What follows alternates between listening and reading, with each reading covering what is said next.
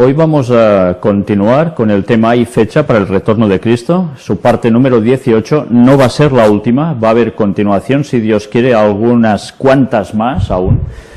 Y vamos a proseguir donde lo dejamos, no en el tema que intercalamos de la Feria Ecosí.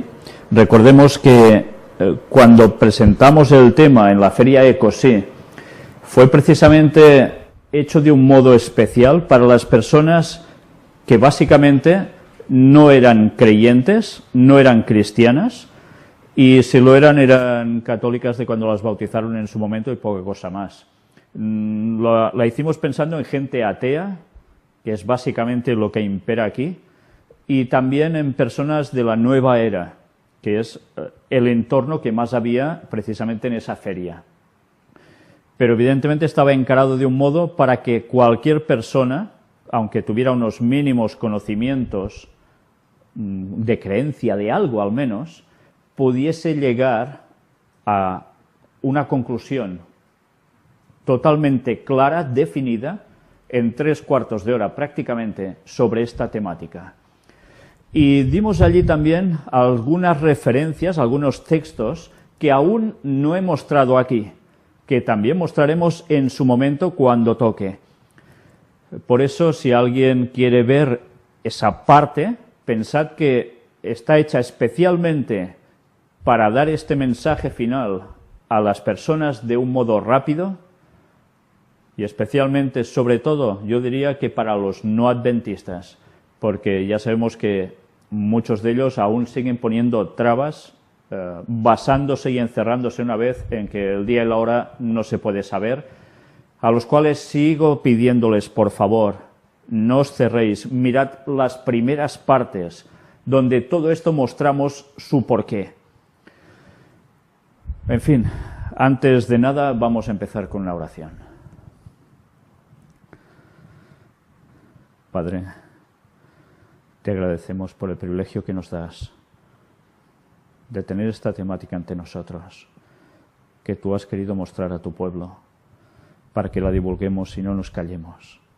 Aunque para muchos hagamos el ridículo, vayamos contra la palabra, vayamos contra el espíritu de profecía y con tantas otras excusas más. Pero allí fuera hay un mundo que salvar aún, y por eso te pedimos que tú nos sigas dando luz para poderlas seguir distribuyendo a tantas personas como podamos. Multiplica tú todo esto, Señor. Es tu labor y nosotros tú sabes que queremos participar de ella. Bendícenos y que el Espíritu Santo nos ayude a entender cada tema, a profundizar cada vez más en el conocimiento de tu palabra que tú tenías especialmente para el tiempo del fin para nosotros. En el nombre de Jesús te lo pedimos, por el perdón de todos nuestros pecados y su preciosa sangre. Amén. Bien, como es habitual, me gusta empezar con un texto bíblico. Ya estuvimos viendo cómo en muchos diversos textos se hace mención a el 7. Al 7 de un modo especial y que nos estamos dando cuenta últimamente, con mucha fuerza, que el 7 nos estaba avanzando el momento del retorno de Cristo. Me gustaría que leyeseis conmigo un salmo. No aparecerá en vuestras pantallas. Es el Salmo número 12 y dice que es del rey David. Es muy cortito, son solo 8 versículos, pero me gustaría que mientras yo voy leyendo, vosotros también estuvieseis atentos a todos estos versículos, porque vamos a ver una vez más cómo lo teníamos delante y parece ser que no veíamos nada.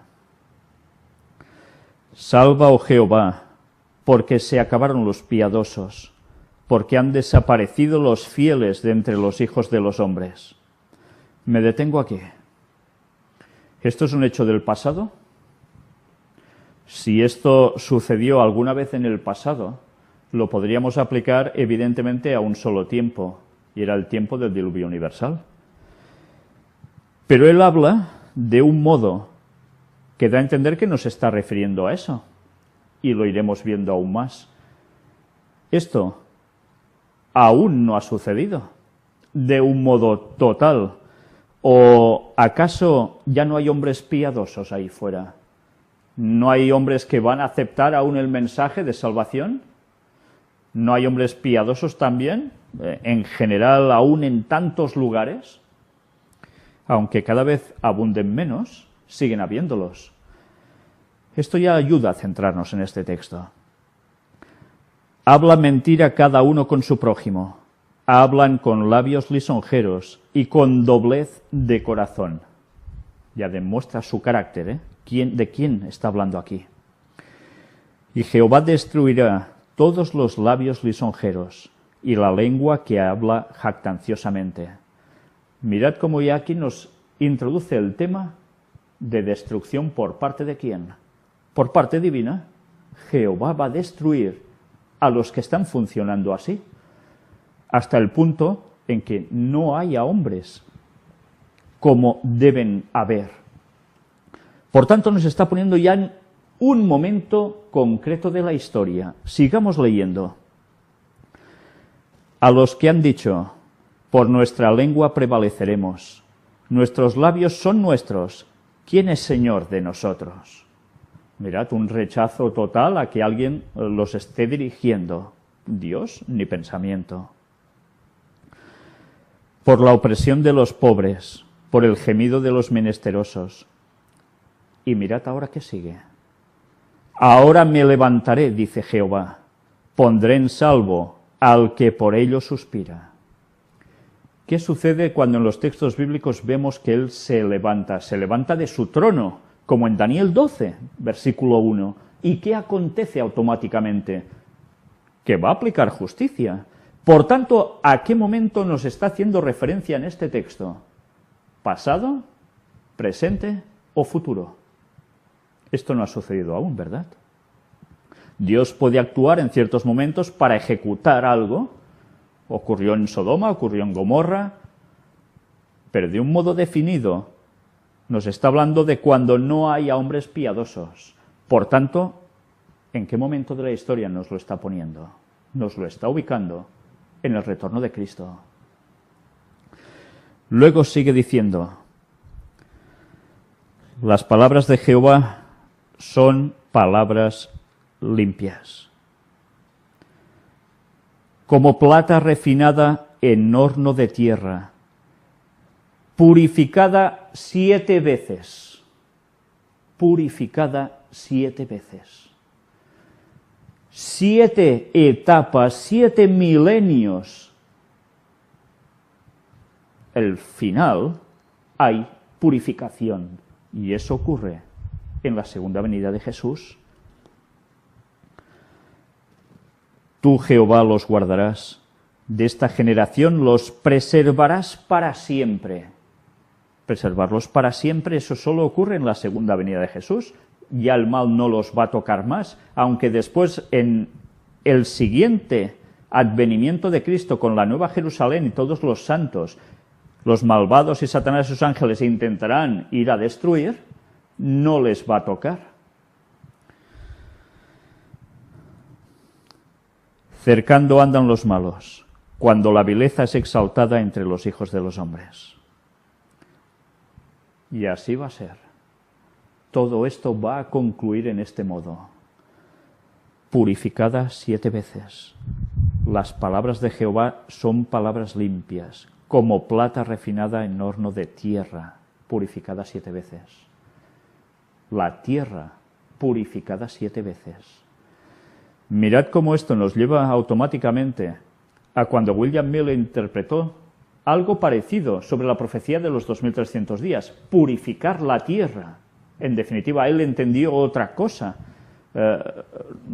Sí, entendió que ya venía Jesús y eso, en esos momentos, tenía una aplicación muy concreta para 1844, no para la segunda venida de Jesús. Pero mirad cómo este texto sí nos está hablando de purificar la tierra 7 veces, en el momento preciso. Y ya vimos la relación entre el 7 y el sábado. No solo el sábado semanal, que ya vimos que es cuando Jesús prácticamente es cuando regresa, sino también en ese sábado que la creación nos iba marcando Día, 1000 años, un día. Bien, hoy vamos a proseguir precisamente con esos textos referentes a sanaciones también de Jesús en sábado. Pero vamos a leer un texto, luego vamos a poner un comentario que una persona nos escribió y que le agradezco muchísimo porque creo que realmente sus palabras han sido plenamente inspiradas. Lo vamos a leer y después vamos a hacer algo que, ¿sabéis?, creo que es sorprendente. A veces cuando cogemos un evangelio, lo leemos, pero no nos paramos a pensar si realmente ese orden cronológico de los eventos que allí se citan nos estaban transmitiendo también un mensaje o no, o sencillamente el apóstol lo escribía como bien le placía y lo dispuso también a su modo. ¿Es una casualidad que estuviera estructurado un libro en ciertas formas? Hoy vamos a llevarnos una sorpresa, y creo que una sorpresa muy agradable. Ya lo veremos en su momento. Empezamos con este texto, Lucas capítulo 13, versículos del 10 en adelante.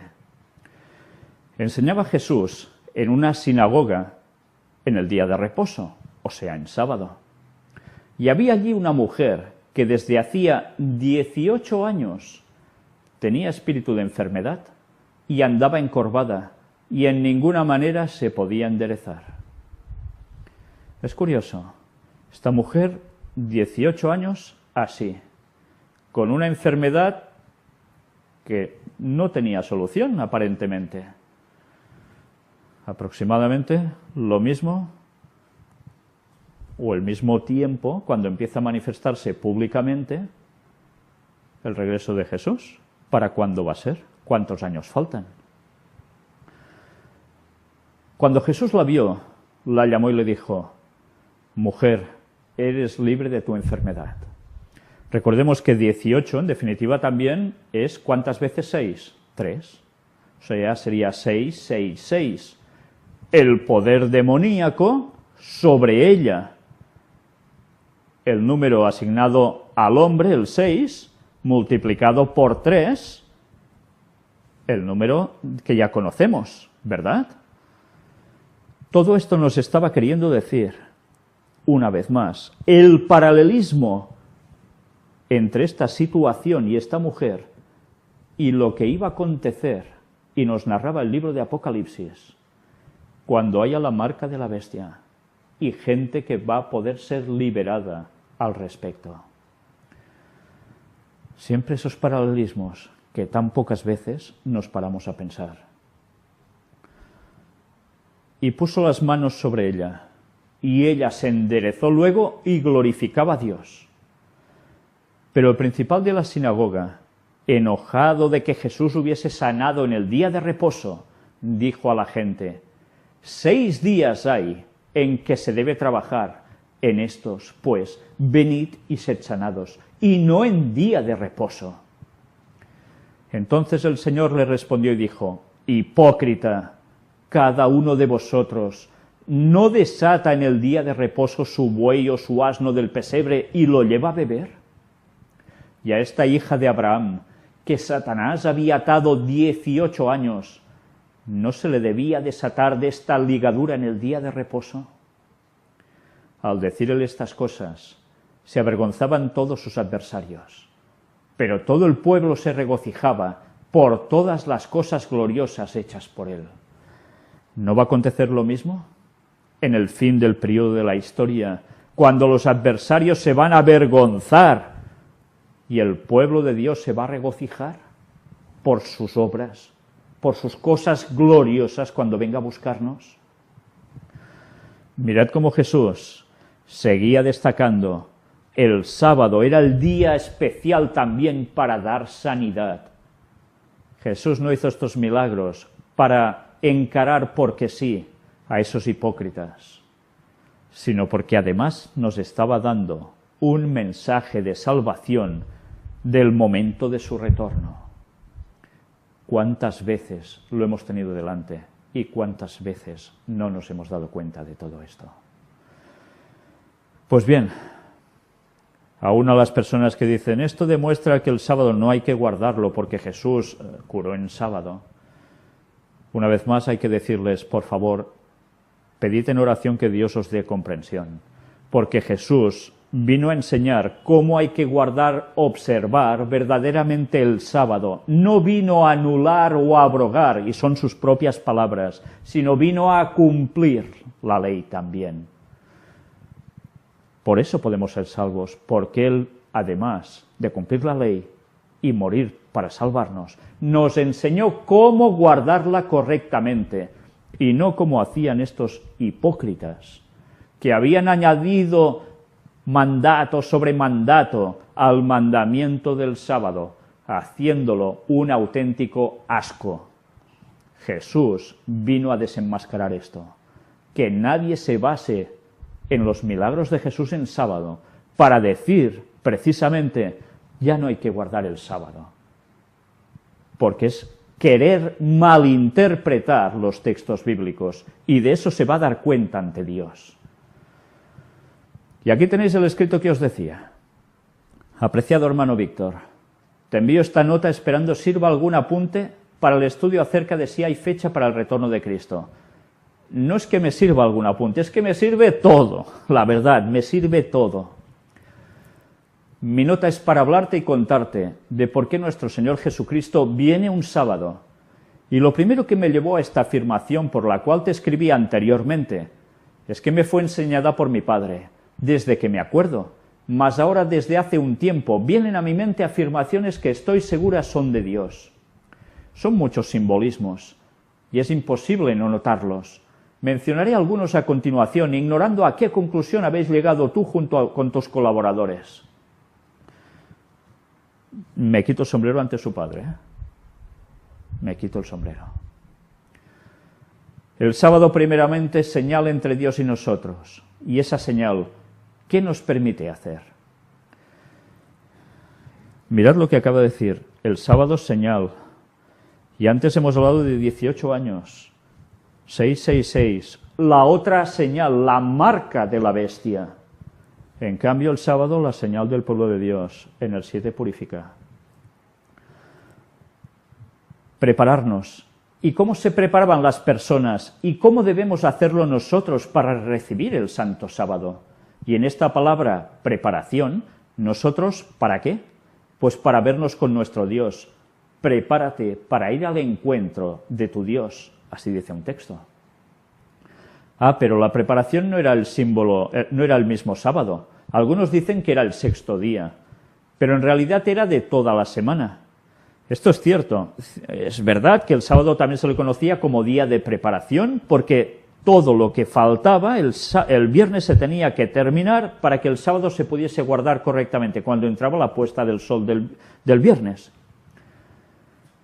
Pero toda la semana el pueblo de Dios tenía que hacer sus preparativos, al igual que nosotros, para que no hubiesen sorpresas de última hora. Para eso, para esa última hora, aún quedaba el viernes. Pero toda la semana debía uno plantearse la situación para guardar correctamente el sábado y encontrarse con su Dios. Mirad qué nos sigue diciendo ella. Bueno, os lo voy a volver a leer para no perder la línea. La preparación no era el mismo sábado. Algunos dicen que era el 6º día, pero en realidad era de toda la semana y comenzaba desde que terminaba el sábado que habían guardado. O sea, una semana antes ya se preparaba el otro sábado. Se contaba 6 para el sábado, 2, 1, o sea, quiere decir que se iba restando los días mientras se llegaba al sábado. Y nosotros, ¿qué diremos? Ni un día falta para el sábado, porque entraremos en su reposo en menos de nada. Ya que si 1 igual a 1000, 17 años, ¿qué son? Pues horas, no minutos. O sea, no son horas, son minutos. El reloj profético está marcando el fin. Lo dice muy bien. Pues horas no, minutos. La ropa estaba lista, como nosotros debemos tenerla, para esperar al esposo tener el vestido de bodas, del cual fueron despojados Adán y Eva, del cual está desprovista la Odisea. La comida debía cocinarse el día anterior, y en el desierto debían tomar doble porción de maná, así como Eliseo le pidió a Elías tener doble porción de su espíritu. Buenas analogías. Todas las asperezas y dificultades debían ser saldadas antes del día, estar en paz, y nosotros, lo mismo, estar en paz con Dios, con nuestros semejantes. Nuestro corazón ha de ser puro, y debemos tener un carácter a la imagen de Dios, o no pasaremos la prueba. ¿Quién podrá estar en pie? Bienaventurado el varón que no anduvo en consejo de malos, ni estuvo en camino de pecadores, ni en silla de escarnecedores se ha sentado, sino que en la ley de Jehová está su delicia, y en su ley medita de día y de noche. Muy buen texto, porque esto es un texto bíblico. Aunque a algunos les gustaría que no estuviera, porque cuando se habla de ley y por tanto sábado, guardar el sábado molesta. Su ley es la que debemos exaltar, magnificar. Cuando la mayoría nos abandone, debemos sacar valor de su cobardía, lealtad de su traición, y mantenernos leales, aunque los cielos se desplomen, aunque haya tiempo de angustia, cual nunca ha habido ni habrá. Y esto es una cita de Ellen White. El sábado se reunían todos en el templo. Bueno, y Adán y Eva se reunían con Cristo en el Edén. ¿Dónde nos reuniremos nosotros y con quién? El sábado semanal llevaba a otros sábados ceremoniales, y eran 7. Esos sábados se guardaban como el sábado semanal, y el que no sabía cómo guardar uno no podía guardar el otro, y mucho menos se preparaba. Y al terminar la creación que Dios hizo en el principio, ¿qué hizo? Descansó, reposó, que es equivalente a sábado. Pero cuando Adán y Eva pecaron, ¿qué sucedió? Salieron de su reposo, y además fue un 14 de Nisán. Sí, porque ese mismo día por la tarde se hizo el primer sacrificio, el cual completó 4000 años al morir Cristo en la cruz. Buenísima deducción, inspirada deducción, diría yo. Y al atardecer oyeron a Dios que venía, sí, y Cristo venía cada sábado. Recordemos, Elena White también nos lo dice, el sábado era el día elegido por Cristo para ir a encontrarse con Adán y Eva. Por eso el sábado, aún, ¿qué había que hacer? Pues reunirse en las iglesias con los hermanos que hacían los judíos, ir a la sinagoga a congregarse también, para encontrarse con hermanos y con Dios, por supuesto. Todo eso venía del mismísimo Edén. Mirad ahora, ¿qué más sigue? Bueno, mi conclusión es que pecaron al 6º día, cuando recolectaban fruta para el 7º, y que, como dicen Hebreos, no entrarán en mi reposo. Y de ese reposo salieron, pero está la promesa de la restauración. Además, recordando la creación, Dios crea al ser humano al final del 6º día, y viene nuevamente al final del 6º milenio. ¿Quiere decir esto? Que Cristo regresa por nosotros en una simbología de recrearnos, de volver a hacernos a su imagen después de tanto tiempo.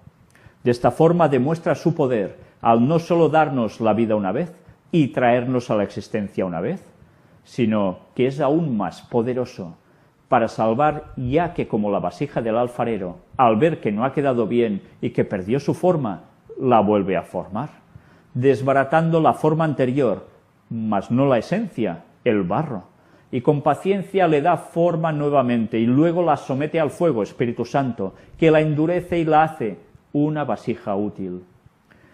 Recordemos los textos de Isaías al respecto también.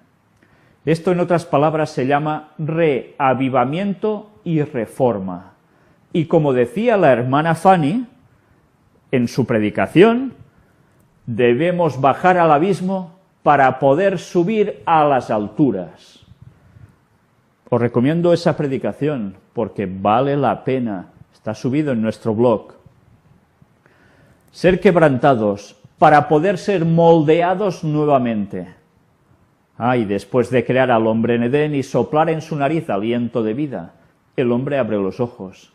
Ese día nuestros ojos serán abiertos y podremos ver esa dimensión espiritual que no vemos ahora, porque estamos ciegos como lo está la Odisea, aunque desde ahora debemos aprender a ver por fe, y que el calor del fuego celestial nos dé vida y aprendamos a ser clientes desde ahora. De lo contrario, seremos consumidos por el resplandor de su venida. Cuando dice clientes, quiere decir calientes, Y creo el retorno de Cristo es en Pascua, porque es después de crear. De pasar por todos los pasos, se vuelve a recrear el tiempo. Bueno, es que Él dijo, os será el primero de todos los meses del año, tal como aparece en Éxodo 12:2. Y Cristo es el primero, pero también el último. Deducciones más que lógicas.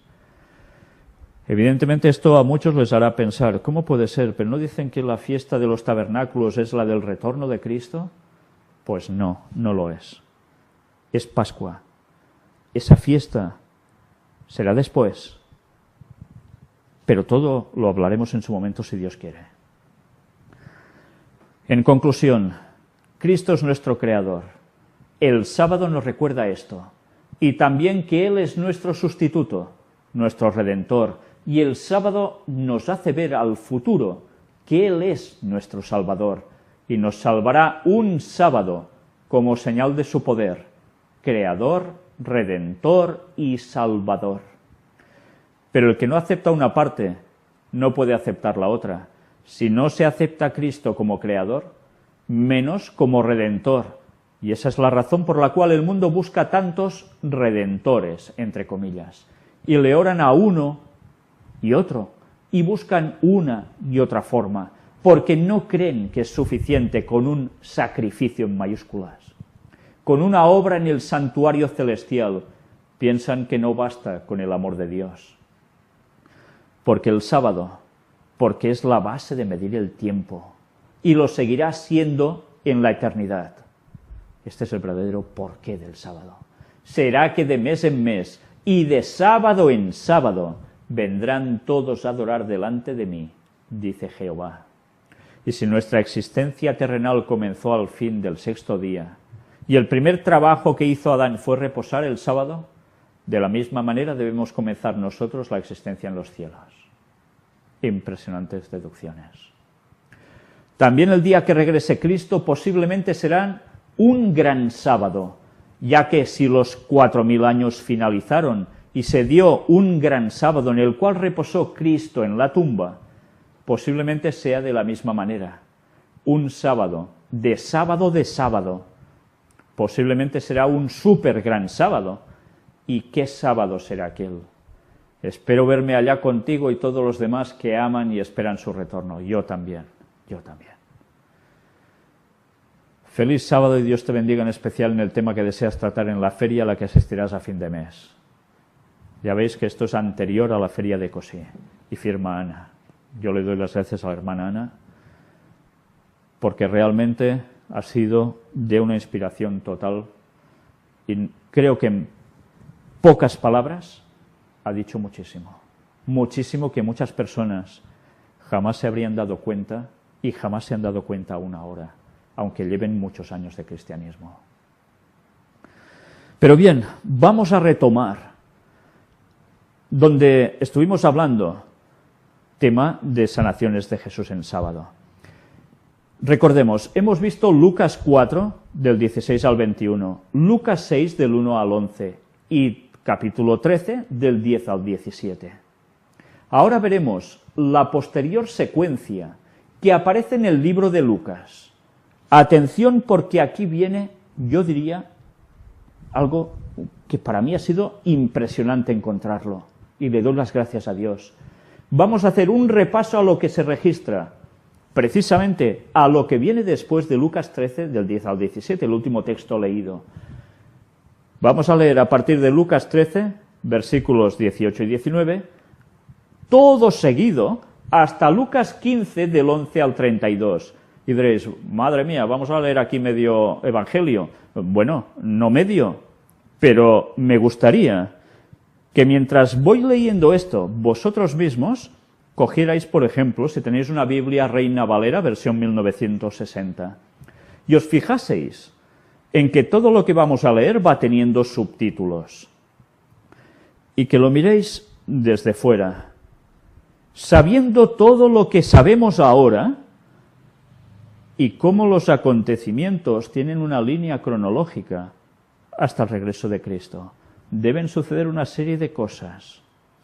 Pues mirad cómo Lucas, cuando estaba escribiendo y estaba disponiendo cada cosa en su lugar, nos estaba dando un mensaje que yo no sé si él era consciente cuando lo estaba escribiendo. Yo, sinceramente, creo que no, pero que Dios se lo inspiró de un modo impresionante. El Espíritu Santo, cuando trabaja, hace maravillas, y nos vamos a dar cuenta de ello. Sé que son unos capítulos que os habéis leído los cristianos y sobre todo los adventistas hasta la saciedad. Pero ¿hemos visto cómo están estructurados? Vamos a verlo. Empezamos y mirad que en cada texto que vamos a leer por partes, os voy a poner en amarillo, tal como iréis viendo, a qué se está refiriendo y una conclusión que vamos a sacar del texto que vamos a ver. Empezamos. Os pongo primero esto para que después os fijéis en el texto cómo verdaderamente está haciendo referencia a lo que os he puesto en amarillo. Parábola de la semilla de mostaza. ¿A qué equivale? El reino de Dios. Lucas 13, 18 y 19. Y dijo, ¿a qué es semejante el reino de Dios y con qué lo compararé? Son palabras de Jesús. Es semejante al grano de mostaza, que un hombre tomó y sembró en su huerto, y creció, y se hizo árbol grande, y las aves del cielo anidaron en sus ramas. Mirad, nos situamos. Empieza Jesús ahora, después de hacernos la referencia a las sanaciones en sábado, a hablarnos directamente del reino de Dios. ¿Ha sido puesto así por casualidad? Ya iremos viendo ahora. Parábola de la levadura. ¿A qué es igual? Estad atentos. Al tercer milenio, hasta donde dura el proceso de leudado, que ya sabéis, leudado, pecado. Lucas 13, 20. Y volvió a decir, ¿a qué compararé el reino de Dios? ¿Es semejante a la levadura que una mujer tomó y escondió en 3 medidas de harina hasta que todo hubo fermentado? Al tercer milenio, el proceso de leudado, de pecado, todo ha fermentado. ¿Y allí qué sucede?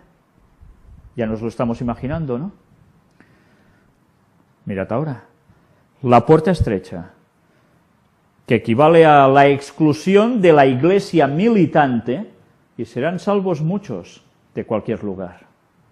Lucas 13, del 22 en adelante.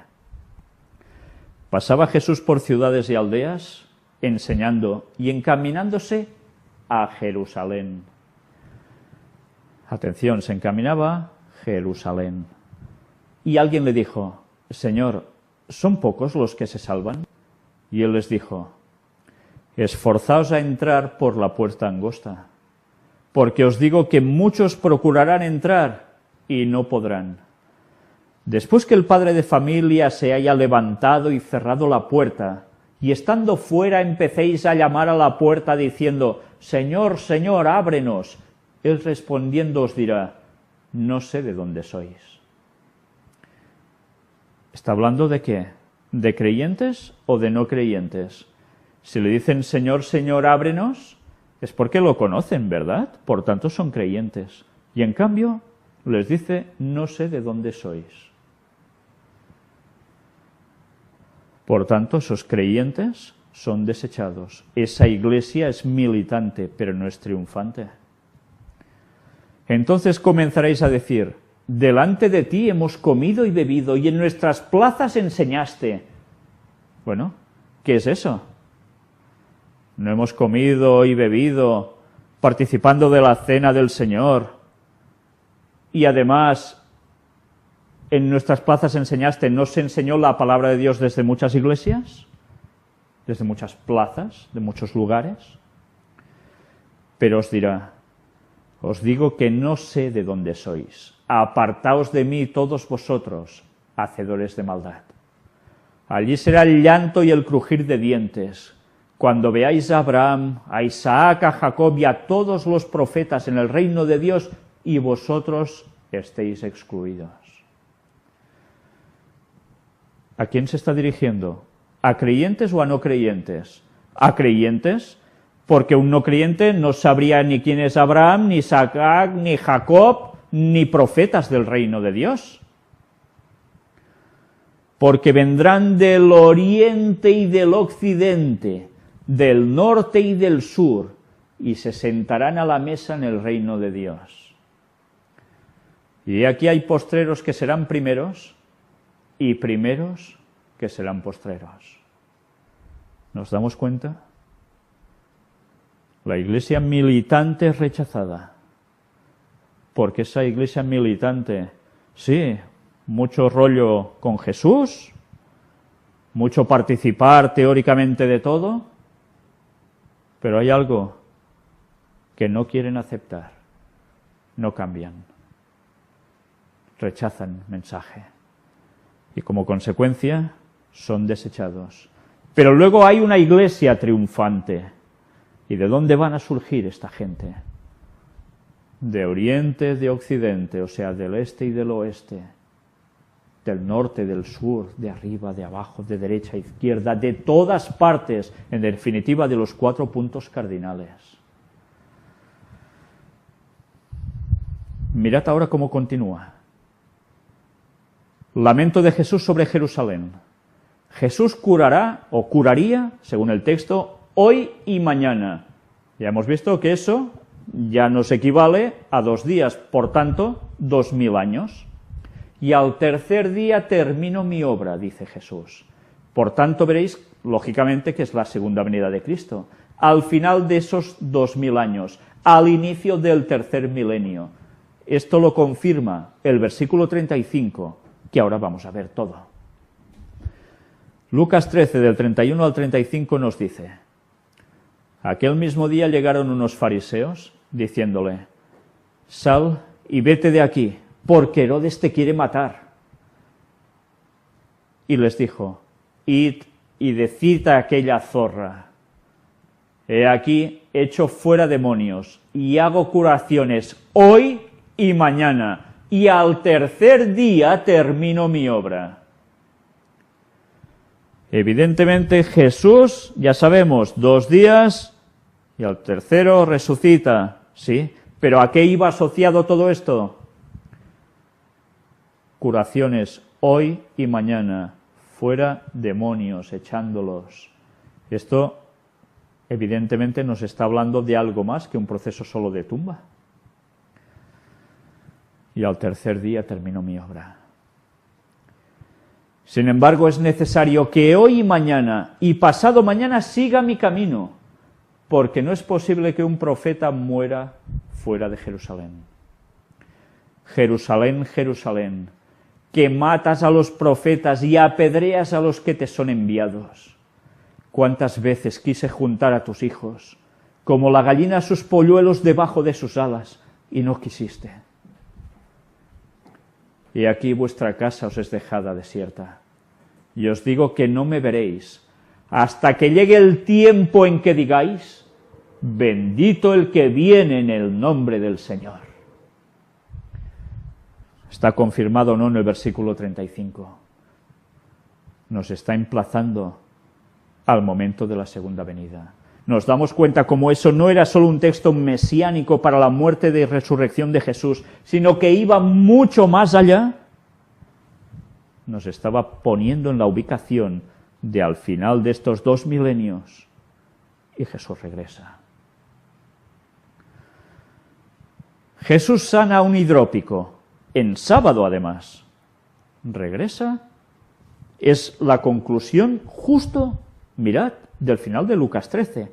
Y empalmamos, enlazamos el siguiente capítulo, Lucas 14, del 1 en adelante, y vemos la relación con el sábado. Aconteció un día de reposo, que habiendo entrado para comer en casa de un gobernante que era fariseo, estos le acechaban. Y aquí estaban delante de él un hombre hidrópico.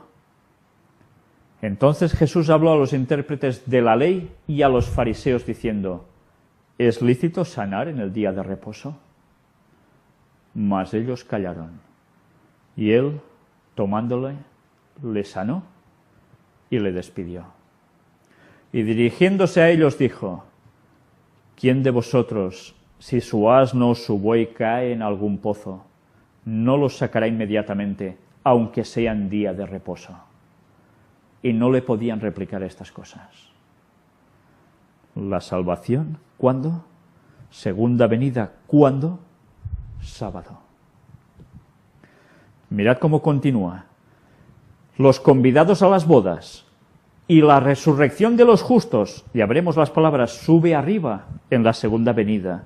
Primero la información, vamos a verlo en el texto, a ver si es así o es una locura. Mirad las secuencias, cómo van. Observando cómo escogían los primeros asientos a la mesa, refirió a los convidados una parábola, diciéndoles, es que me imagino la escena que ya es típica a veces de tantos lugares, que alguien llega a algún lugar y, uy, yo primero me pongo allí, y bueno, en cierto modo se está haciendo muestra de un orgullo muy propio, de yo primero, tú te fastidias, pero además es que es casi ridículo, si vemos una escena así. ¿Sabéis? A mí me recuerda mucho, y es algo muy típico, lo he vivido años en iglesias adventistas, cuando se hace un pica-pica, una comida al final de un acontecimiento en alguna iglesia, y cuando se ponen las mesas enseguida, ¡guau!, ves gente como, no sé, cosacos, buitres, no sé qué cosas, muertos de hambre, que van enseguida allí como si no hubiesen comido en toda su vida, y dejan a los otros, que quizás están pasando más hambre por ciertas circunstancias, que sean los últimos en poder picar algo. Bien, cuando lo ves un poco así desde lejos dices, madre mía, pues eso no es de ahora, va innato parece ser en el carácter humano, tristemente, y también en el de creyentes. Cuando fueres convidado por alguno a bodas, no te sientes en el primer lugar, no sea que otro más distinguido que tú esté convidado por él, y viniendo el que te convidó a ti y a él, te diga, da lugar a este, y entonces comiences con vergüenza a ocupar el último lugar. Mas cuando fueres convidado, ve y siéntate en el último lugar, para que cuando venga el que te convidó te diga, amigo, sube más arriba. Entonces tendrás gloria delante de los que se sientan contigo a la mesa. ¿Nos damos cuenta de lo que está diciendo Jesús?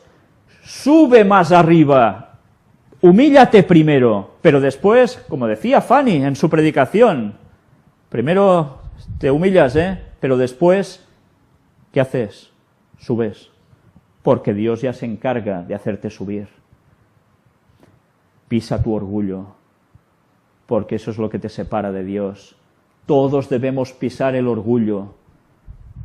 Dios es lo primero y los demás antes que nosotros. ¿Somos conscientes de eso? Pero mirad cómo aquí está haciendo referencia. Los convidados a las bodas. ¿Qué bodas? Ya lo sabemos, ¿no? Las bodas del Cordero.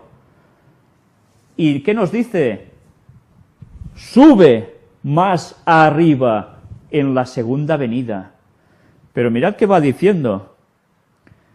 Entonces tendrás gloria delante de los que se sientan contigo, ¿dónde? A la mesa.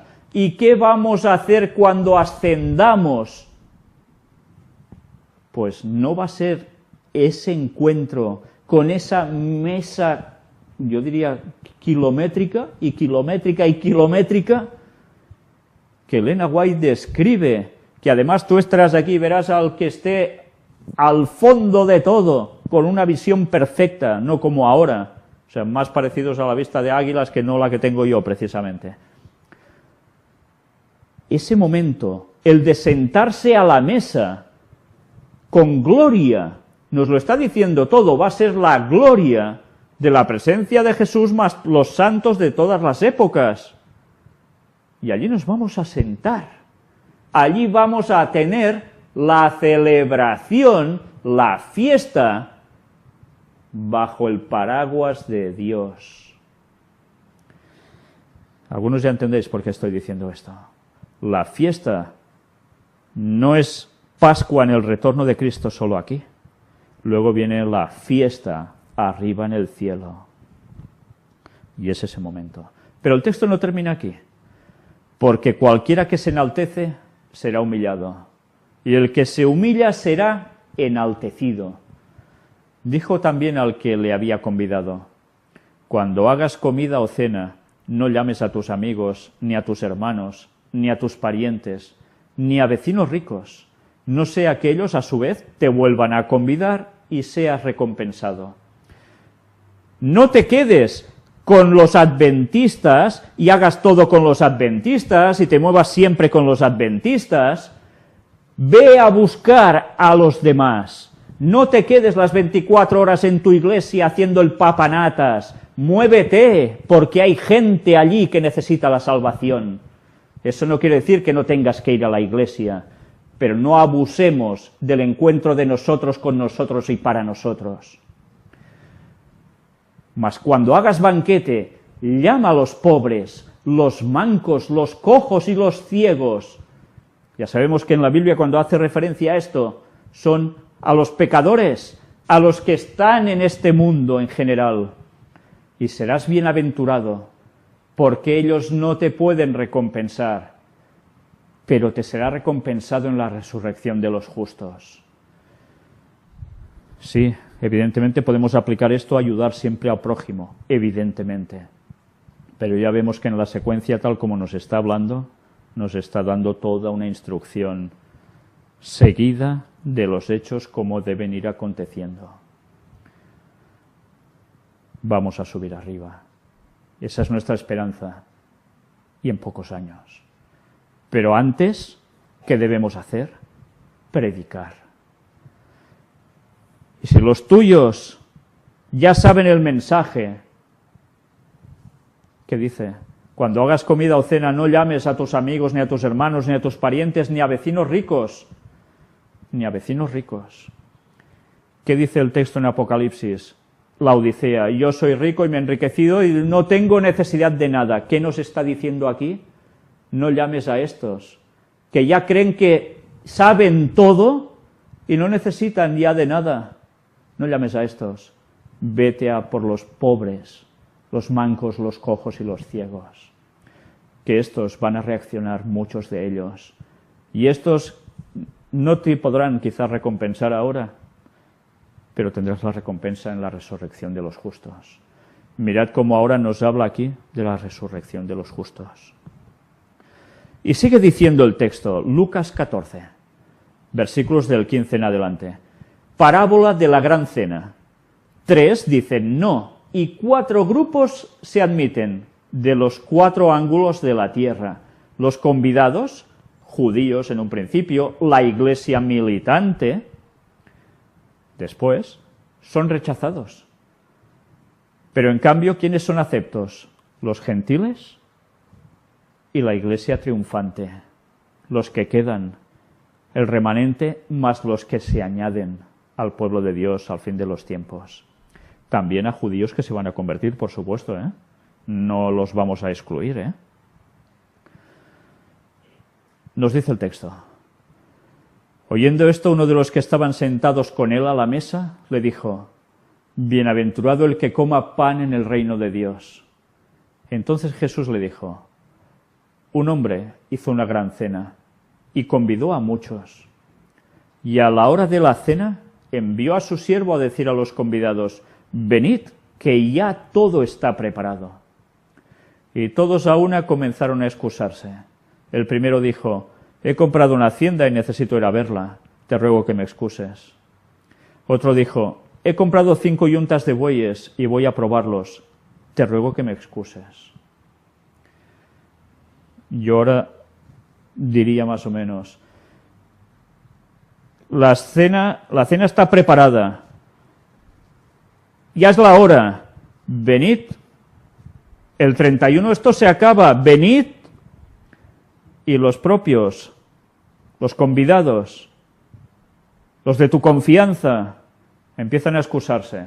Uy, como diríamos en catalán, a mí no m'atabalis, a mí con estas cosas nada, olvídame, yo voy a otros menesteres. Y así van poniendo excusas para no hacer lo que deben hacer. Y otro dijo, acabo de casarme y por tanto no puedo ir. Hay otras prioridades, en todo. Vuelto el siervo hizo saber estas cosas a su señor. Entonces, enojado, el padre de familia dijo a su siervo, ve pronto por las plazas y las calles de la ciudad y trae acá los pobres, los mancos, los cojos, los ciegos. Pobres, mancos, cojos y ciegos. Y dijo el siervo, Señor, se ha hecho como mandaste, y aún hay lugar. Dijo el Señor al siervo, ve por los caminos y por los vallados, y fuérzalos a entrar para que se llene mi casa. Mirad, aún busca más para que sean salvos. Porque os digo que ninguno de aquellos hombres que fueron convidados gustará mi cena. Vaya sablazo. Fueron convidados, conocían la verdad, debían conocer que el momento estaba oportuno ya para ir a la cena. Y no quisieron. No gustarán su cena. Si no gustan su cena, ya sabéis lo que pasa, ¿no? Recordemos también el texto de Apocalipsis, palabras de Jesús. Si alguno oyere, cuando Él llama, y abre la puerta, entraré a Él y cenaré con Él y Él conmigo. Por tanto, ¿qué quiere decir este texto? No gustarán su cena. Unos sí, otros no. No gustarán de su comunión en verdad y por tanto se van a quedar fuera de la gran consumación de la salvación en su regreso. Pero mirad cómo sigue aún todo esto. Lo que cuesta seguir a Cristo renuncia a ideas preconcebidas, preconceptos, prejuicios y tantas cosas más. Del 25 en adelante de Lucas 14 nos dice, grandes multitudes iban con él, y volviéndose les dijo, si alguno viene a mí y no aborrece a su padre y madre y mujer e hijos y hermanos y hermanas y aún también su propia vida, no puede ser mi discípulo. Y el que no lleva su cruz y viene en pos de mí, no puede ser mi discípulo. Porque, ¿quién de vosotros, queriendo edificar una torre, no se sienta primero y calcula los gastos, a ver si tiene lo que necesita para acabarla?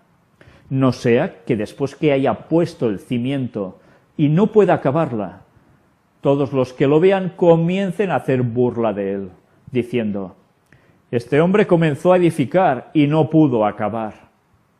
¿O qué rey, al marchar a la guerra contra otro rey, no se sienta primero y considera si puede hacer frente con 10.000 al que viene contra él con 20.000? Es curioso, que también 10, que sería 1, y 20, que serían el 2. 2 y 1, 3. Y si no puede, cuando el otro está todavía lejos, le envía una embajada y le pide condiciones de paz. Cuando nosotros sabemos que Cristo se acerca, ¿qué vamos a hacer? ¿Entrar en guerra con Él? ¿Entrar con Él en paz, no? Por supuesto. 2, 1, 3. Así pues, cualquiera de vosotros que no renuncia a todo lo que posee, no puede ser mi discípulo. ¿Y qué es lo que poseemos? ¿En verdad poseemos algo? Si en cualquier momento se te gira todo, y todo lo que puedas tener no te va a servir de nada, por cualquier circunstancia, quién sabe si un terremoto, quién sabe si te vas a matar cayéndote de algún lugar, o te expropían por lo que sea. Nada de lo que tenemos en verdad lo tenemos, creemos tenerlo, pero esto no es todo, no son solo las cosas materiales las que nos pueden atar. el que no renuncia a todo lo que posee. ¿Cuántas veces creemos que ya poseemos la verdad absoluta? Que si nos vienen con un mensaje, nueva luz, que no contradice lo antiguo, se desecha, porque no queremos saber. Si te dicen que Jesús vuelve en 2031, ¿qué dices? No desechamos, no renunciamos a nuestros prejuicios, a nuestros preconceptos, a esas ideas preconcebidas, que dice Elena White que es lo peor que le puede pasar a una persona. Hay algo aquí dentro y esto te marca las pautas. Si esto que te viene choca con ese algo que tú ya tienes como cimiento, se desecha. Pues Elena White dice claramente que eso es lo peor que le puede pasar a un cristiano. Las ideas preconcebidas, esos prejuicios, esos preconceptos que van a evitar que la verdad llegue a muchos. Y todo por no querer ver. Cuando la sal pierde su favor, los que tenían la verdad y se conformaron con lo que sabían, ¿qué hacen? Rechazando más luz, se pierden. Lucas 14, ya veis la secuencia, 34 y 35. Buena es la sal, mas si la sal se hiciese insípida, ¿con qué se sazonará? Ni para la tierra ni para el muladar es útil, la arrojan fuera. El que tiene oídos para oír, oiga. ¿No dice que nosotros somos la sal de la tierra? Si nosotros somos la sal de la tierra, ¿a quién se está refiriendo? ¿A creyentes o a no creyentes? A creyentes. Y la sal sazona, da vida, da gusto a la comida. Con la sal también se pagaban los salarios, de ahí viene esa palabra, a los soldados romanos. Si todo esto se vuelve insípido, si esa sal que tú deberías ser se ha quedado en estas condiciones, ¿con qué se sazonará? Ya es inútil. Es inútil. Solo sirve para ser arrojada fuera. El que tiene oídos para oír, oiga. Ni para la tierra, ni para el muladar es útil. Mirad qué interesante. Jesús va mucho más allá de lo que podemos pensar cuando ya nos remarca, el que tiene oídos para oír, oiga. Porque la oreja tiene oído dentro. Y si hay oído, es para oír, sino ¿de qué sirve? Y mirad ahora la siguiente secuencia, parábola de la oveja perdida. Ya entramos en Lucas 15. Si estáis teniendo una Biblia delante, veréis que todo es una secuencia seguida, donde nos está hablando de todo el proceso que iba a ocurrir desde este reino de Dios hasta el final, hasta la consumación. Parábola de la oveja perdida. Se acercaban a Jesús todos los publicanos y pecadores para oírle, y los fariseos y los escribas murmuraban diciendo, este a los pecadores recibe y con ellos come. Entonces él les refirió esta parábola diciendo, ¿qué hombre de vosotros, teniendo 100 ovejas, si pierde una de ellas, no deja las 99 en el desierto y va tras la que se perdió hasta encontrarla? Y cuando la encuentra, la pone sobre sus hombros gozoso. ¿Recordáis la imagen del Papa, Mirad cuando esa imagen estaba tan bien preparada de coger una ovejita y ponérsela aquí. ¿A quién se estaba haciendo referencia al respecto, Y al llegar a casa, reúne a sus amigos y vecinos diciéndoles, gozaos conmigo, porque he encontrado mi oveja que se había perdido. Os digo que así habrá más gozo en el cielo por un pecador que se arrepiente que por 99 justos que no necesitan de arrepentimiento. La oveja perdida. Mirad, el Papa estaba dando un mensaje también con eso. No solo se hacía igual a Jesús, como el que hace simbología en esta parábola, sino que estaba queriendo decirnos algo, que la gente estaba perdida y él que iba a hacer a buscarla para ganársela, salvarla y llevársela con él. Era un mensaje de que va a recuperar esas ovejas que tiene fuera y lo va a hacer con el ecumenismo entre muchas otras cosas, engañando y usurpando el lugar de Cristo. Por eso es quien es. Pero si nos centramos en lo que ahora nos toca, la parábola de la oveja perdida nos está haciendo reflexionar inmediatamente sobre aquellos que eran del pueblo de Dios y por algún momento, por circunstancias, por lo que cada uno sabe, se habían alejado. Y Jesús va y las encuentra. Sí, pueden ser quizás personas que no sabían nada y son traídas al redil. Pero mirad que aquí nos está hablando de que estas ovejas ya eran suyas, ya eran de su redil, y se han ido. Por tanto, aún va más allá, está hablando del propio pueblo de Dios. Pero no termina aquí. Parábola de la oveja perdida. ¿Qué viene después? Parábola de la moneda perdida. Lucas 15, del 8 al 10. ¿O qué mujer que tiene 10 dracmas, si pierde una dracma, no enciende la lámpara y barre la casa y busca con diligencia hasta encontrarla?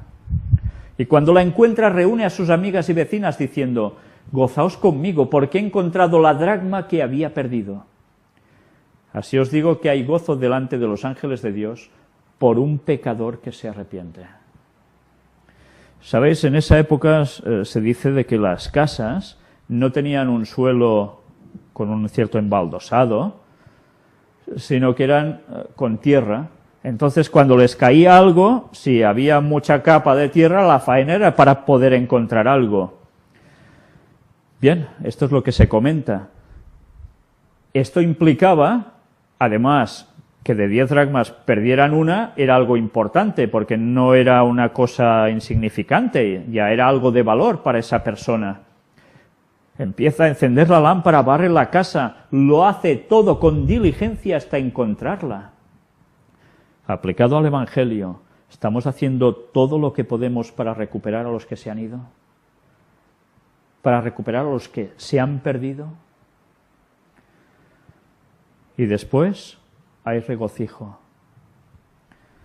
Pero hemos visto dos parábolas de oveja perdida, moneda perdida, ¿y qué viene después?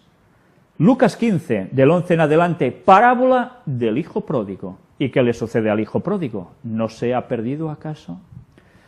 Vamos a leer una de las parábolas que evidentemente son más conocidas, incluso para mucha gente que no cree en nada, ha oído hablar de ella. Y que, sinceramente, cuanto más veces la lees, más te llega a impactar. Y en la cual tantos nos podemos ver reflejados. También dijo: un hombre tenía 2 hijos, y el menor de ellos dijo a su padre: Padre, dame la parte de los bienes que me corresponde.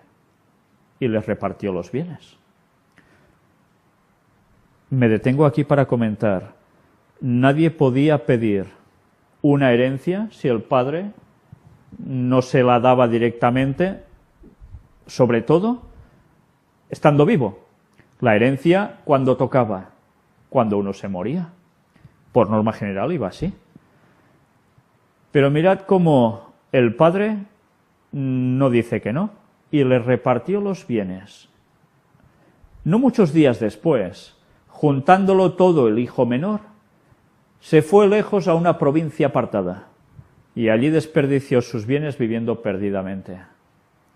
Y cuando todo lo hubo malgastado, vino una gran hambre en aquella provincia, y comenzó a faltarle. Y fue y se arrimó a uno de los ciudadanos de aquella tierra, el cual le envió a su hacienda para que apacentase cerdos. Curioso. Una parábola referida sobre un judío, teóricamente, una historia hipotética, en la cual lo peor para un judío, ¿qué era? Relacionarse con cerdos. El judío tenía muy claro que un cerdo no tenía que ser un animal precisamente no de compañía solo, sino de vianda. Contacto con cerdo para ellos era algo nefasto. Recordemos que precisamente algo sucedió en el altar del templo judío cuando a alguien se le ocurrió hacer una cosa totalmente fuera de lugar, que era sacrificar un cerdo allí. Recordemos eso en la historia, Antíoco Epífanes, etcétera, etcétera, que algunos aplican cierta profecía a él y no le toca, porque no va por allí, por cierto. Pero bien, eso es otra historia. Y deseaba llenar su vientre de las algarrobas que comían los cerdos, pero nadie le daba. Se había gastado todo perdidamente.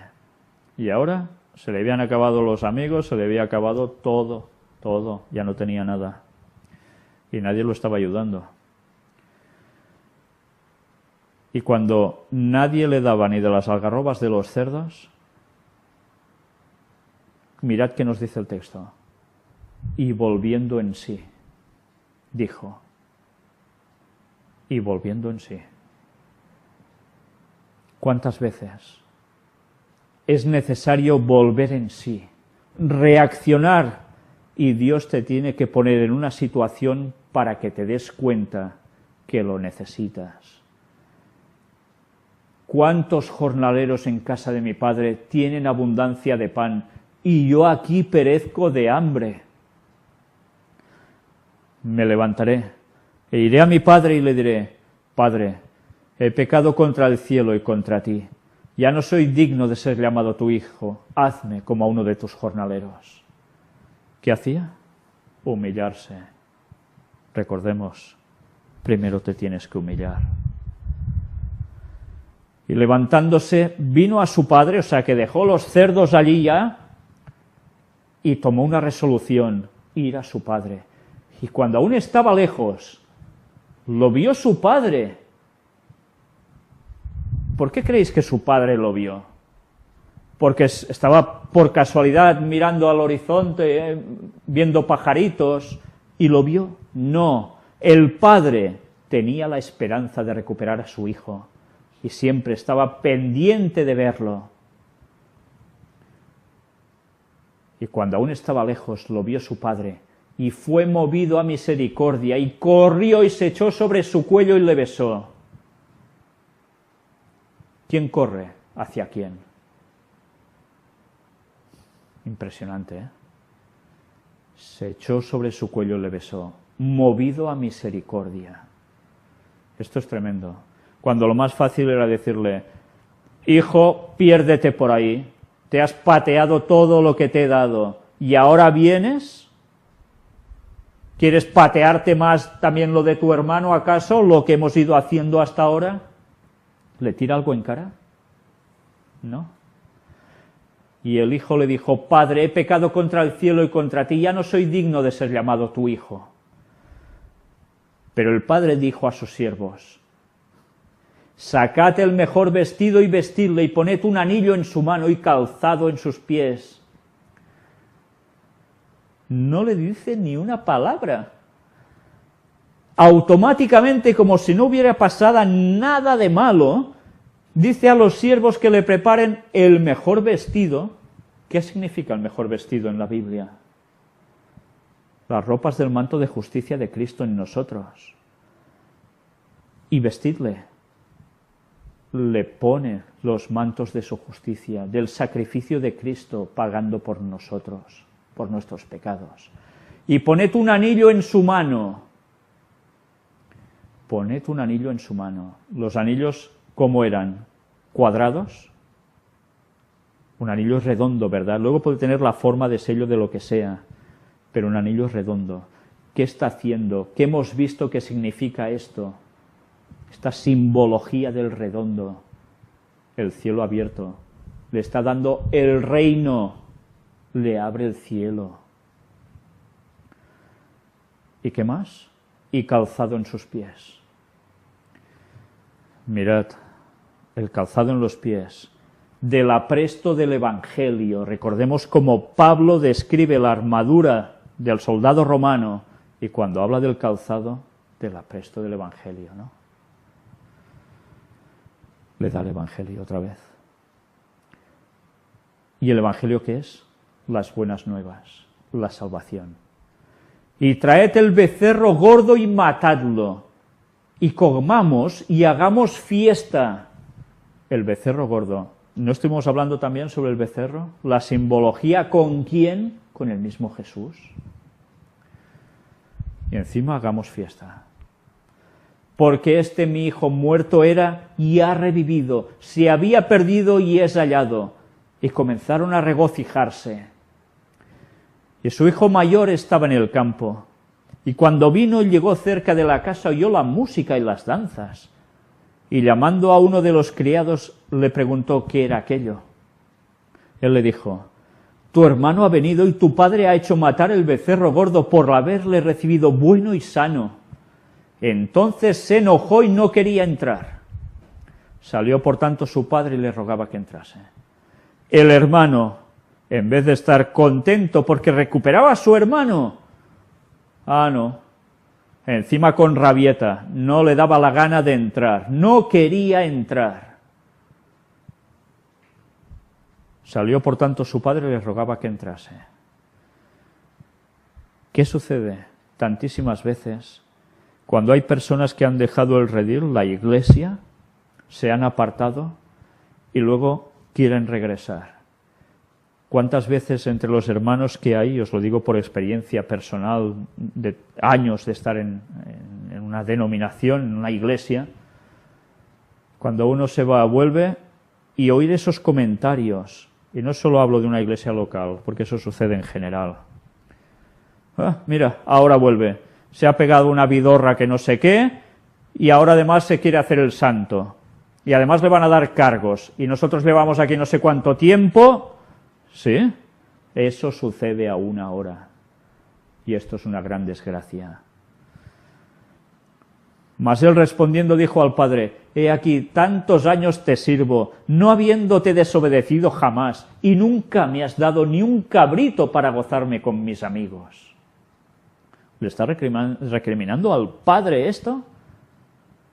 Mirad si conocía mal a su padre. Pero él sigue diciendo: pero cuando vino este tu hijo, ya no dice mi hermano, este tu hijo, que ha consumido tus bienes con rameras, has hecho matar para él el becerro gordo. O sea, Jesús muere por el más pecador de los pecadores, no solo por los que ya se creen santos. Él entonces le dijo: hijo, tú siempre estás conmigo, y todas mis cosas son tuyas. Mas era necesario hacer fiesta y regocijarnos, porque este tu hermano era muerto y ha revivido, se había perdido y es hallado. ¡Qué parábola! ¡Qué lección! Pero todo esto en su contexto.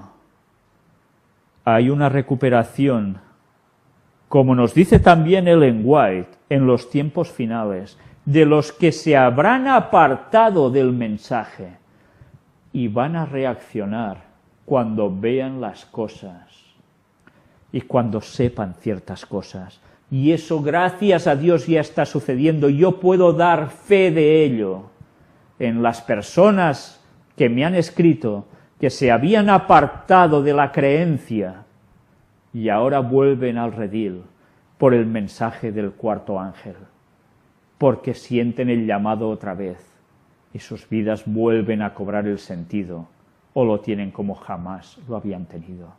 Gracias a Dios, porque estamos pudiendo vivir estas cosas y eso no tiene precio. Nosotros debemos estar contentos por todas esas personas que vuelven al redil y aún volverán más. Pero ya veis que dijo Jesús, Él había venido ¿a salvar a quién? ¿A justos? No, a pecadores. Y tantas veces por estar en una denominación, yo ya voy a ser salvo, mientras seguiré haciendo lo que me dé la gana, eso sí, el sábado iré a la iglesia, o el domingo si eres de otra denominación, pero poca cosa más. Iré haciendo algo, pero en verdad no estaré abrazando el mensaje final.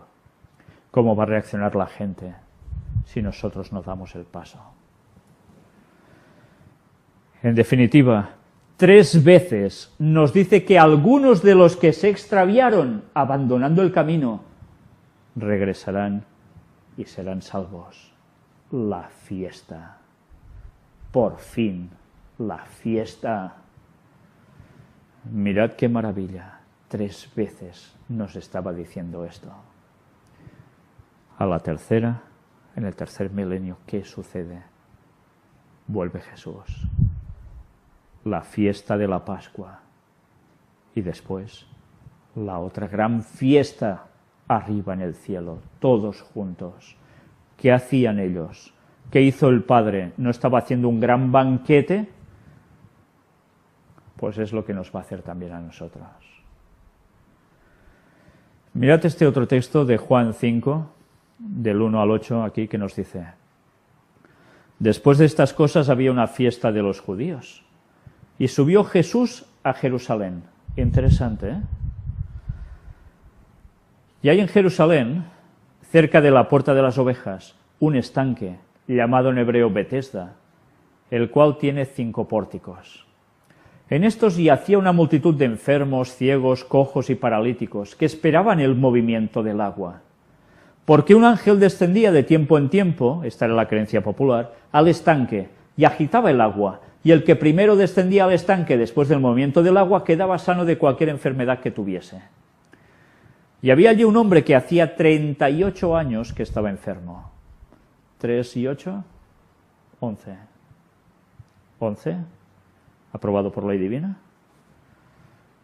Cuando Jesús lo vio acostado y supo que llevaba ya mucho tiempo así, le dijo: ¿quieres ser sano? Señor, le respondió el enfermo, no tengo quien me meta en el estanque cuando se agita el agua, y entre tanto que yo voy, otro desciende antes que yo. Jesús le dijo: levántate, toma tu lecho y anda. Mirad cómo ahora ya no estamos en la secuencia de Lucas. Lucas nos ha servido para ver toda una secuencia muy bien trazada de los hechos que deben acontecer relacionados con el reino de Cristo hasta el fin. Hecho de un modo prodigioso en parábolas, una tras otra, dándonos unos mensajes clarísimos. ¿A qué estaba haciendo referencia? Y ahora entramos ya en este otro punto, y es un punto de sanación. Y al instante aquel hombre fue sanado y tomó su lecho y anduvo, y era día de reposo aquel día. Una vez más, ¿qué día era? Sábado. Entonces los judíos dijeron a aquel que había sido sanado: es día de reposo, no te es lícito llevar tu lecho. Y él les respondió: el que me sanó, él mismo me dijo: toma tu lecho y anda. Entonces le preguntaron: ¿quién es el que te dijo: toma tu lecho y anda? Y el que había sido sanado no sabía quién fuese, porque Jesús se había apartado de la gente que estaba en aquel lugar. Después le halló Jesús en el templo. Mirad, Jesús hace un milagro, se va, mientras se lía todo esto, y después Jesús, ¿qué hace? Va al templo y lo halla. Y le dijo: mira, has sido sanado, no peques más, para que no te venga alguna cosa peor. Mirad cómo estaba relacionando un pecado o más con un problema de enfermedad. A veces, muchas veces, por culpa de pecados, de transgresiones que pueden ser de mal comer, de mal dormir, de mal vivir, de mal de tantas cosas, o por transgredir mandamientos, algo trabaja dentro y caes enfermo. Bueno, pues aquí está la prueba. No peques más para que no te venga alguna cosa peor. Algo él estaba haciendo que implicaba que eso le fuera así, enfermedad. El hombre se fue y dio aviso a los judíos que Jesús era el que le había sanado. Y por esta causa los judíos perseguían a Jesús y procuraban matarle, porque hacía estas cosas en sábado, en el día de reposo. Y Jesús les respondió: mi Padre hasta ahora trabaja y yo trabajo. Por esto los judíos aún más procuraban matarle, porque no solo quebrantaba el día de reposo, el sábado, sino que también decía que Dios era su propio Padre, haciéndose igual a Dios. En fin, para ellos un sacrilegio absoluto. Pero mirad las frases que dice Jesús. Mi Padre hasta ahora trabaja y yo trabajo. Jesús estaba diciendo de que Él estaba trabajando. ¿Trabajando? ¿Cómo? Mirad si es interesante. ¿Quién es el que sustenta el universo? ¿Quién es el que está rigiendo los mundos? Haciendo que todas las leyes del universo hagan funcionar este maravilloso cosmos. Es Jesús el creador. Incluso cuando Él estaba aquí, seguía sustentando todo aquí y allá. Y Él, que estaba haciendo esto, ¿qué hacía entonces? Trabajar. ¿Por qué respiramos cada día, a todas horas, incluso los sábados? El Renovado lo dice claramente. Hasta el aliento procede de Dios y Él nos lo está controlando. Esto no lo tenemos porque sí y ya está. Hasta esto Él lo está regulando. Y mirad qué pasa cuando se nos va el aliento, que Dios dice, basta. Pues que ya te quedas muerto. Así de sencillo. Jesús seguía trabajando en sábado, pero evidentemente su trabajo, ¿qué delataba? ¿Qué denotaba? Que hay algo que no se puede dejar de hacer en sábado, y es el bien. Porque si Él hace que todo deje de funcionar, el cosmos, imaginaos qué sucede, y qué sucede con la Tierra y la gravitación y tantas cosas más. Hay unos trabajos necesarios. El bien es lícito hacerlo en sábado. Y además la prueba es que es sano. Esa es la prueba. No trabajos excepcionales para transgredir el mandamiento, eso no. Pero sí hacer el bien.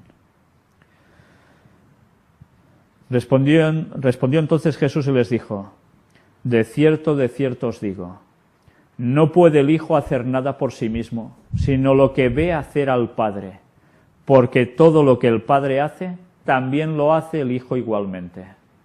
Porque el Padre ama al Hijo y le muestra todas las cosas que Él hace, y mayores obras que éstas le mostrará, de modo que vosotros os maravilléis. Porque como el Padre levanta a los muertos y les da vida, así también el Hijo a los que quiere da vida. Porque el Padre a nadie juzga, sino que todo el juicio dio al Hijo, para que todos honren al Hijo como honran al Padre. El que no honra al Hijo, no honra al Padre que le envió. De cierto os digo, el que oye mi palabra y cree al que me envió, tiene vida eterna, y no vendrá a condenación, mas ha pasado de muerte a vida. De cierto os digo, viene la hora, y ahora es, cuando los muertos oirán la voz del Hijo de Dios, y los que la oyeren vivirán. Mirad cómo nos está enlazando. Sanación en sábado, salvación en sábado, resurrección en esos momentos. Viene la hora y ahora es. ¿Qué hora era? Estaba dentro del sábado. ¿Nos damos cuenta? El sábado es el día elegido para la salvación especial de los que quieren ser pueblo de Dios. ¿Volverá Jesús en sábado o no?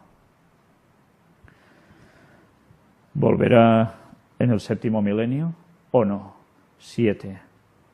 Raíz común con la palabra sábado. Pues bien, mirad cómo termina aún esto. Porque como el Padre tiene vida en sí mismo, así también ha dado al Hijo el tener vida en sí mismo. Y también le dio autoridad de hacer juicio, por cuanto es el Hijo del Hombre. ¿De qué nos está hablando aquí? De juicio. Nos está relacionando resurrección, salvación con juicio. ¿Y en qué día? En sábado.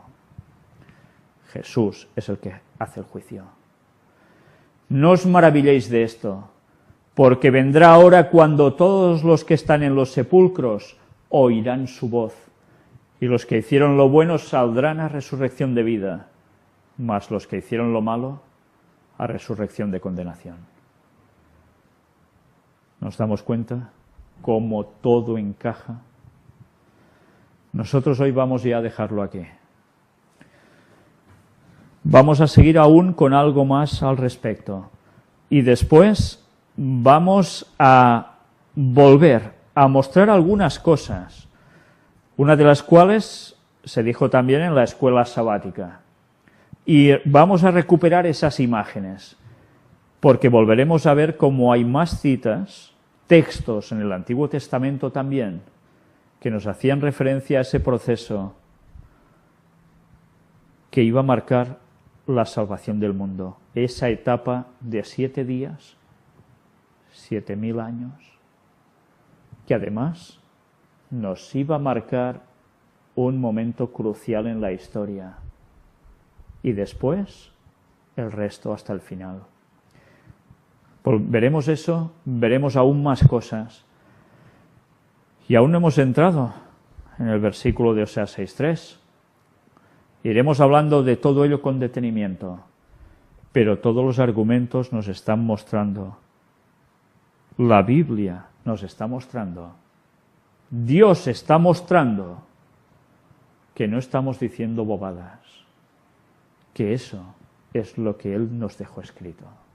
Gracias, gracias por hacer eso, Señor. Vamos a finalizar con una oración.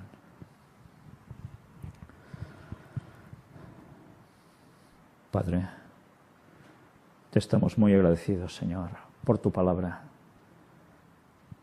por cómo es maravilloso, cómo la estructuraste, cómo nos la dejaste, para que podamos extraer todo lo necesario, especialmente para los que nos han alcanzado los fines de los siglos.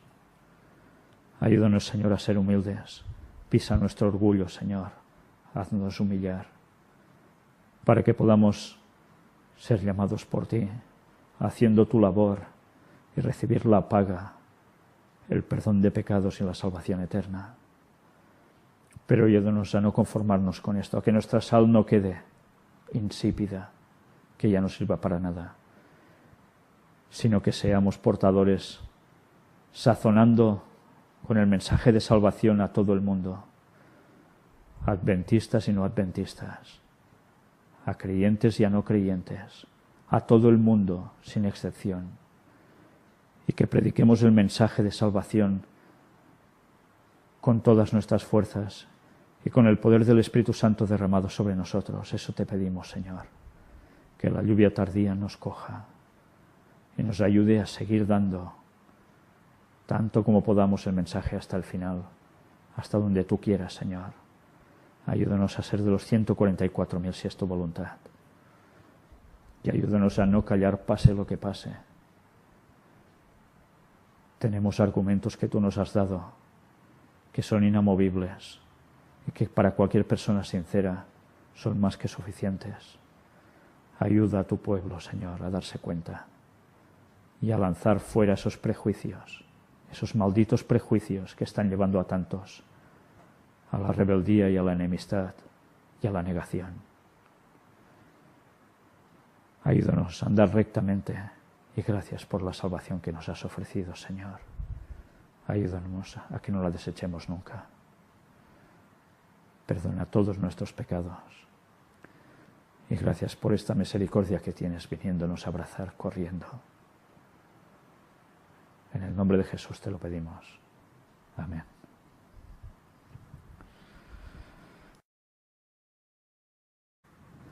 Padre, te agradecemos por el privilegio que nos das de tener esta temática ante nosotros, que tú has querido mostrar a tu pueblo, para que la divulguemos y no nos callemos. Aunque para muchos hagamos el ridículo, vayamos contra la palabra, vayamos contra el espíritu de profecía y con tantas otras excusas más. Pero allí fuera hay un mundo que salvar aún. Y por eso te pedimos que tú nos sigas dando luz para poderlas seguir distribuyendo a tantas personas como podamos. Multiplica tú todo esto, Señor. Es tu labor y nosotros tú sabes que queremos participar de ella. Bendícenos y que el Espíritu Santo nos ayude a entender cada tema, a profundizar cada vez más en el conocimiento de tu palabra que tú tenías especialmente para el tiempo del fin para nosotros. En el nombre de Jesús te lo pedimos, por el perdón de todos nuestros pecados y su preciosa sangre. Amén. Bien, como es habitual, me gusta empezar con un texto bíblico. Ya estuvimos viendo cómo en muchos diversos textos se hace mención a el 7. Al 7 de un modo especial y que nos estamos dando cuenta últimamente, con mucha fuerza, que el 7 nos estaba avanzando el momento del retorno de Cristo.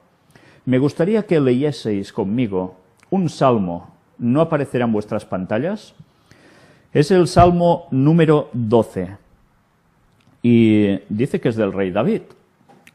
Es muy cortito, son solo 8 versículos, pero me gustaría que mientras yo voy leyendo, vosotros también estuvieseis atentos a todos estos versículos, porque vamos a ver una vez más cómo lo teníamos delante y parece ser que no veíamos nada.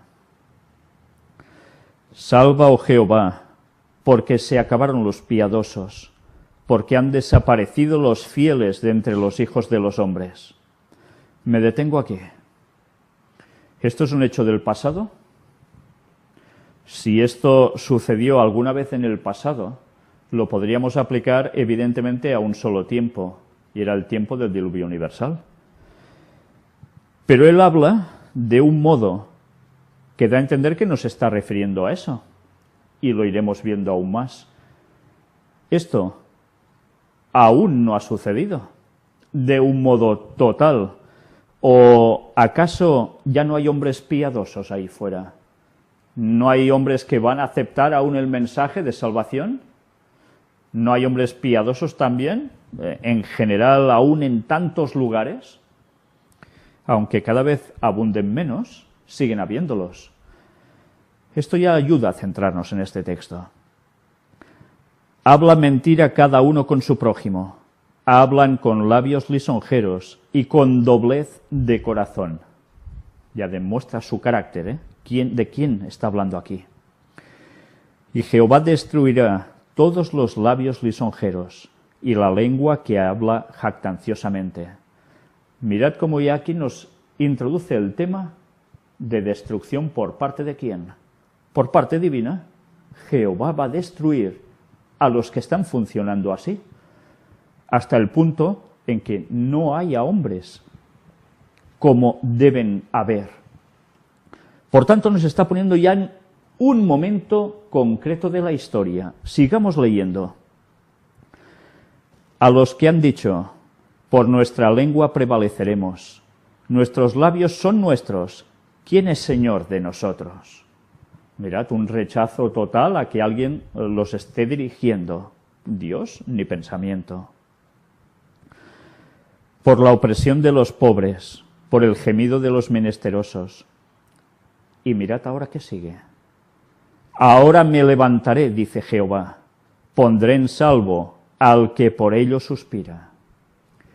¿Qué sucede cuando en los textos bíblicos vemos que él se levanta? Se levanta de su trono, como en Daniel 12, versículo 1. ¿Y qué acontece automáticamente? Que va a aplicar justicia. Por tanto, ¿a qué momento nos está haciendo referencia en este texto? ¿Pasado, presente o futuro? Esto no ha sucedido aún, ¿verdad? Dios puede actuar en ciertos momentos para ejecutar algo.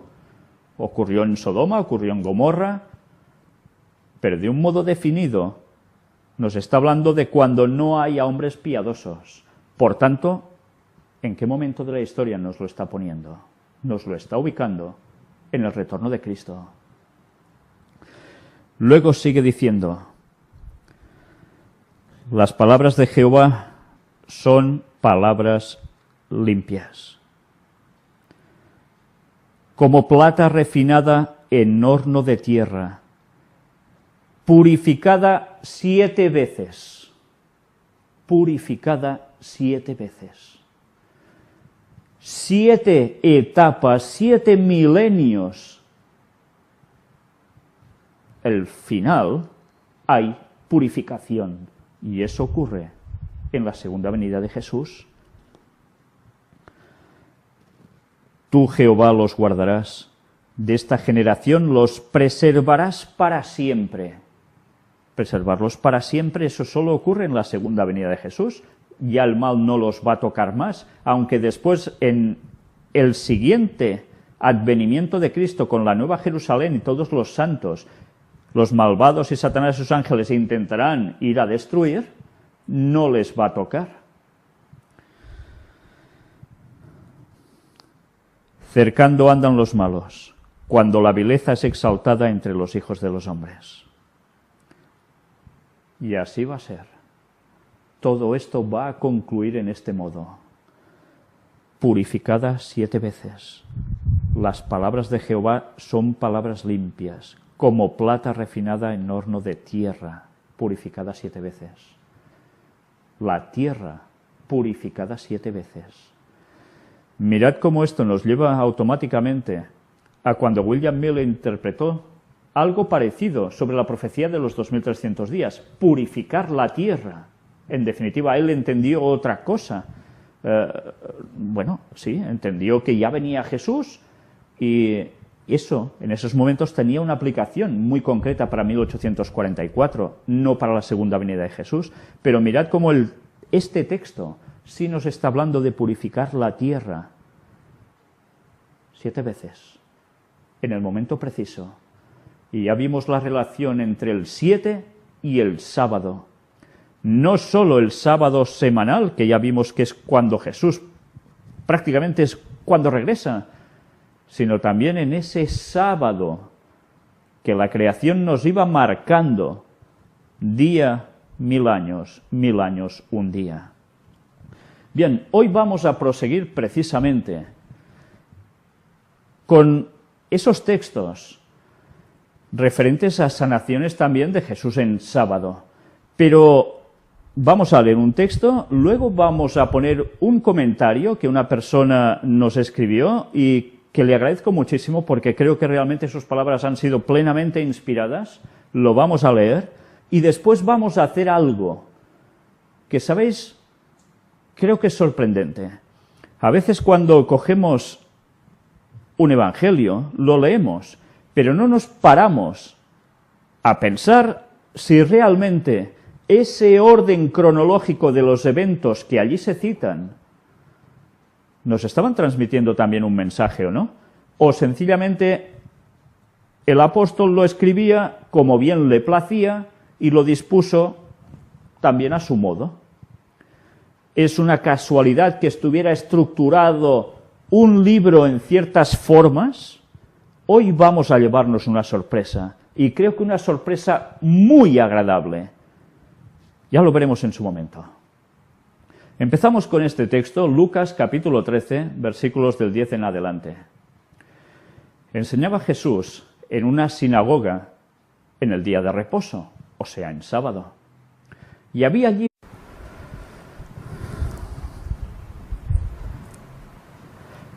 Hoy vamos a continuar con el tema y fecha para el retorno de Cristo. Su parte número 18 no va a ser la última, va a haber continuación, si Dios quiere, algunas cuantas más aún. Y vamos a proseguir donde lo dejamos, no en el tema que intercalamos de la feria Ecosí. Recordemos que cuando presentamos el tema en la feria Ecosí fue precisamente hecho de un modo especial para las personas que básicamente no eran creyentes, no eran cristianas, y si lo eran católicas de cuando las bautizaron en su momento y poca cosa más. La hicimos pensando en gente atea, que es básicamente lo que impera aquí, y también en personas de la nueva era, que es el entorno que más había precisamente en esa feria. pero evidentemente estaba encarado de un modo para que cualquier persona, aunque tuviera unos mínimos conocimientos de creencia de algo al menos, pudiese llegar a una conclusión totalmente clara, definida, en 3/4 de hora prácticamente, sobre esta temática. Y dimos allí también algunas referencias, algunos textos que aún no he mostrado aquí, que también mostraremos en su momento cuando toque.